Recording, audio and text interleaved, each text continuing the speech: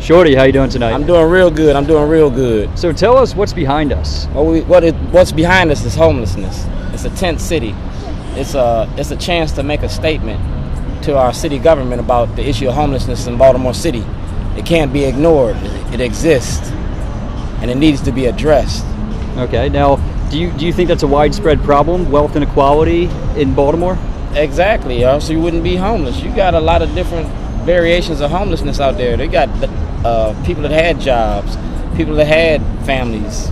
Now they became hard times.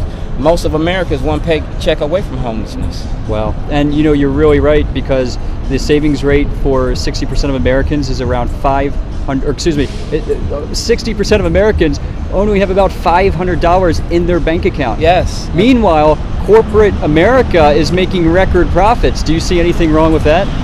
Yes, the unequal distribution of wealth.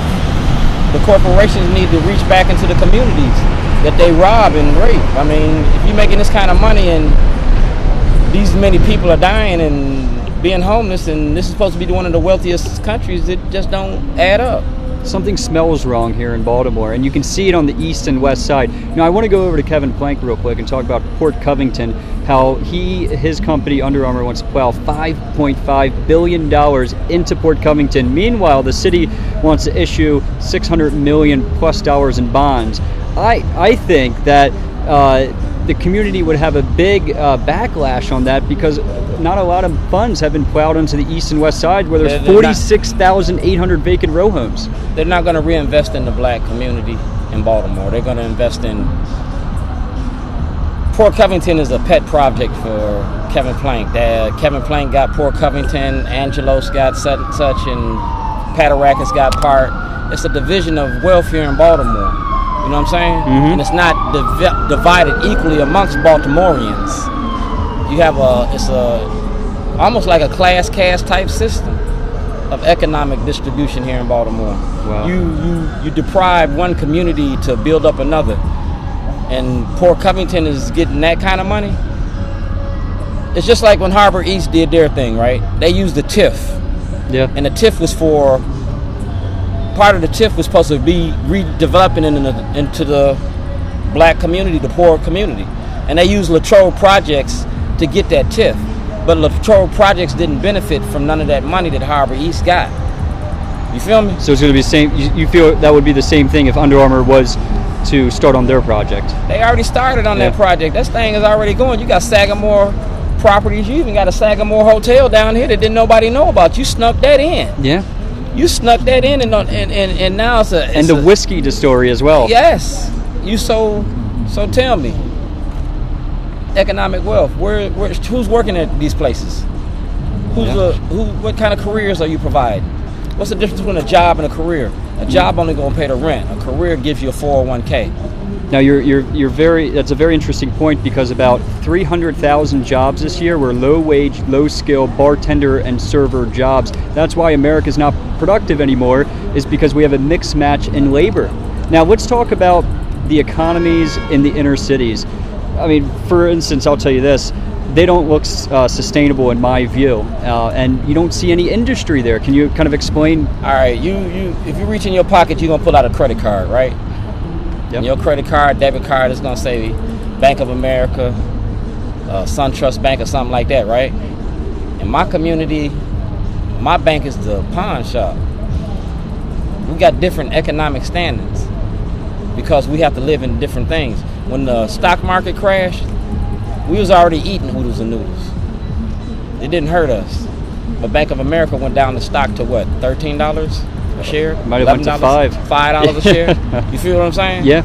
And they made their money back off of people like us on the fees and licenses, or fees and taxes and surcharges, late fees and things of that nature. So they built up that wealth that you was talking about earlier. Mm-hmm. That numbers that you was putting up. Mm-hmm. They rebuilt it off of these communities. We don't have disposable income. We're living from hand to mouth. Friday paycheck. If we miss Tuesday or Wednesday, our check is short. You feel me? And JP Morgan came out with a report saying that a third of African Americans here in the city have a net worth of zero. We don't. What do we own? Yeah. We in debt. We're living in the projects. We can't afford to live in downtown Baltimore. We can't afford the rent. So where's the housing at? So I got to work 40 hours a week for housing, and that's just to pay for my housing. So where what type of jobs? Yeah, exactly. What type of job? You don't have anything, like you said. This is a tourist town, so you're giving me tourist jobs. I can be a hat check. I can be a doorman. I can do bartending. I can do waitressing. I mean, look at what you're offering here. It's tourism. So what do the tourists want? They're going to be served, and you're just giving them service industry jobs. You're not giving them manufacturing jobs. You're not giving them steel. You're not giving them nothing that's sustainable. Some promised tomorrows, because if the tourists don't come, what's going to happen? And that's the issue here in Baltimore. It's not a sustainable economy. Exactly. And it's a tourist economy. It depends on the nature of the people that's coming to visit Baltimore. How many conventions can you sell? How many hotel rooms can you sell? That means that somebody got to turn them sheets. Somebody got to clean them toilets. Now, I have a very interesting statistic here. The SNAP recipient program more than doubled since the early 2000s, and what I've seen is that more government money is flowing into the inner cities, but it's not producing a sustainable economy. You still have your liquor store, you still have your pawn shop, you still have your opioid clinic, but you're not seeing industry. They're not going to give you industry. They're going to give you the SNAP card. They're going to give you those little trinkets like they did the Indians when they came over here. Blankets and trinkets. That's all it is blankets and trinkets. A SNAP card is what? Some food? How much food can you eat off of that SNAP card? It ain't a whole lot of food. Look around here. These is homeless people. Take it this way. Let's trade places. Let's take the richest person in Baltimore and put him with the poorest person in Baltimore for 72 hours. 72-hour challenge? 72 hours. Okay. Take Kevin Plank, make him dirty like they did the job dude, whoever, the boss. Take him out of his element where he don't know nothing and make him survive out here. And then take the dirtiest person that you know and trade places like Eddie Murphy. Then you can start seeing, they'll start understanding. Because right now it's the haves versus the have-nots. And they got the have-nots has got their foot on the haves have their foots on the have-nots. And that's a majority of the city that are the have-nots. Yes. You got all the city with vacant houses, all the city with 46,800 vacant homes. But look at our homeless population. Look at the people that you think about. If this is the people that you can see, imagine the people that you don't see. Invisible homelessness. Of course. Man, So do you think, as a country, are we on a good trajectory right now? No, we destined for failure. You think a decline of an empire? Yeah. Rome is burning. Rome is burning. Rome is burning. And what I think Baltimore is, it's the model city of how Rome is burning, or the precursor of Rome is burning. You could take this and put it as a template or a blueprint in any city. It's run by Democrats. They've got the same issue. They're pushing the 50 years of Democrat-controlled leadership and 50 years of deindustrialization. Yep.